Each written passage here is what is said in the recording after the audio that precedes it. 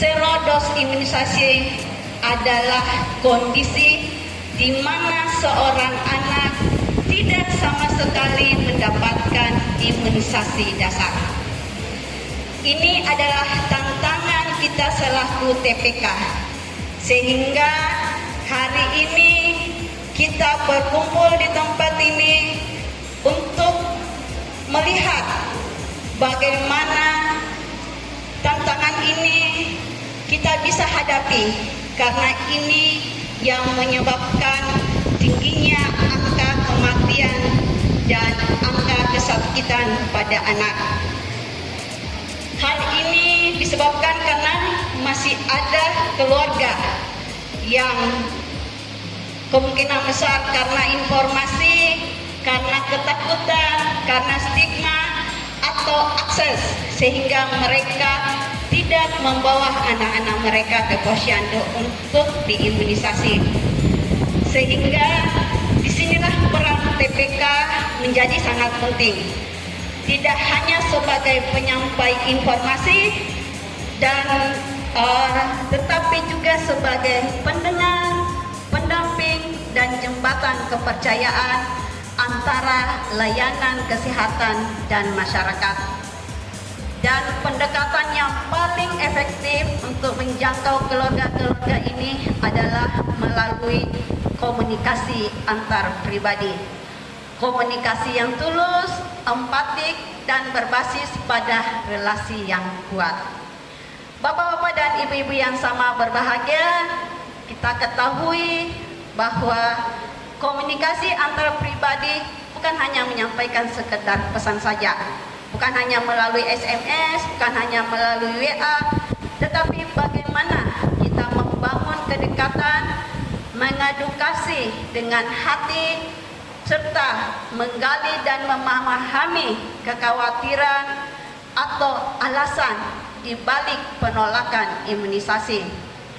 Karena seringkali keberhasilan pendekatan bukan terletak pada banyaknya kata-kata yang kita keluarkan, tetapi seberapa dalam kita mendengarkan mereka. Melalui kegiatan orientasi TPK ini, kami berharap TPK bisa memperbaharui semangat untuk mendampingi keluarga-keluarga yang belum melaksanakan imunisasi, memperkaya keterampilan komunikasi interpersonal, serta memperkuat komitmen untuk menjangkau setiap anak, khususnya yang belum pernah mendapatkan imunisasi. Tentunya kami tidak henti-hentinya menyampaikan beberapa hal terkait dengan kelembagaan dari BKKBN. Karena ini adalah tugas kami di perwakilan untuk menyampaikan kepada seluruh jajaran, kepada seluruh warga masyarakat, BKKBN alhamdulillah kelembagaannya semakin kuat. Kalau dulu belum mempunyai kementerian, sekarang menjadi kementerian. Jadi kalau dulu hanya BKKBN, sekarang menjadi kementerian, namanya adalah Menteri Kependudukan dan Pembangunan Keluarga Kepala BKKBN, yang alhamdulillah pada saat ini dipimpin langsung oleh Bapak Dr. Haji Wiyaji. Jadi para BKB, para kader, para TPK tentunya sudah paham terkait dengan perubahan nomenklatur tersebut. Menteri akan mendukung dan melaksanakan program-program prioritas dari Bapak Presiden. Namanya itu ada Astacita, yaitu ada 8 program prioritas dari Bapak Presiden. Yaitu dari 8 itu ada 2 yang terkait dengan Kementerian Kependudukan dan Perumahan Warga, yaitu Astacita yang keempat terkait dengan kualitas SDM. Kemudian yang ke-6, Astacita ke-6 terkait dengan pemerataan atau penurunan kemiskinan di Indonesia.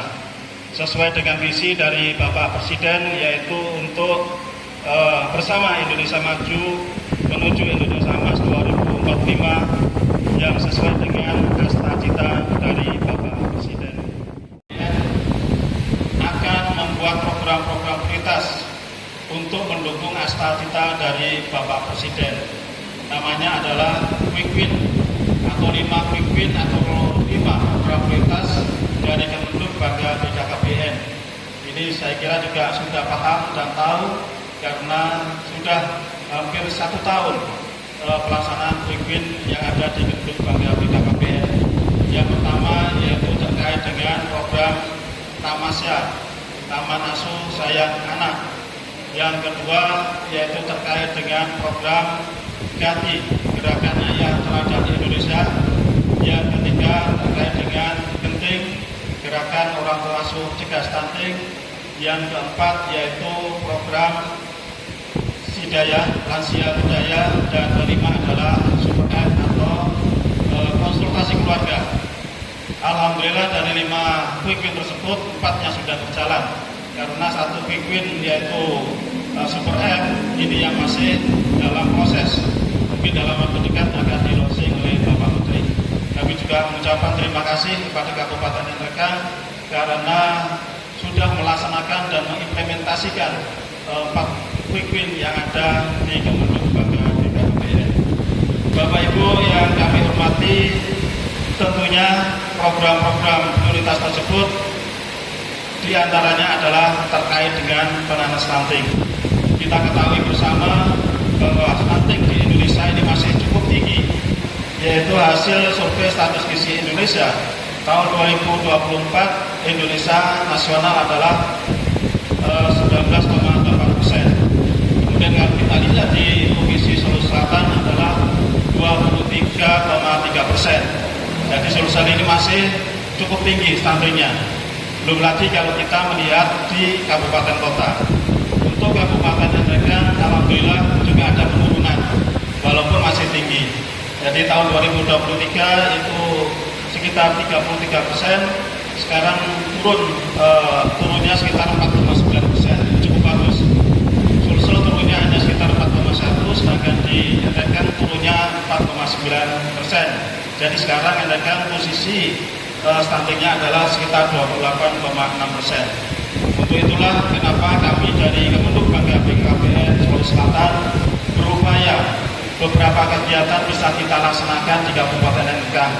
Ini semakin banyak kegiatan, tentunya semakin banyak warga masyarakat yang tersosialisasikan terkait dengan pencegahan stunting dan tentunya juga pemenuhan gizi di warga masyarakat. Bapak Ibu yang kami hormati, tentunya harapannya adalah stunting ini di tahun 2025 ini bisa turun menjadi 18,8%. Yang nanti ujung-ujungnya di tahun 2045 kalau bisa stunting itu hanya 5%. Karena Indonesia Maju, Indonesia Emas harus mulai dirintis mulai sekarang agar stunting ini bisa diturunkan bahkan dicegah untuk supaya tidak ada stunting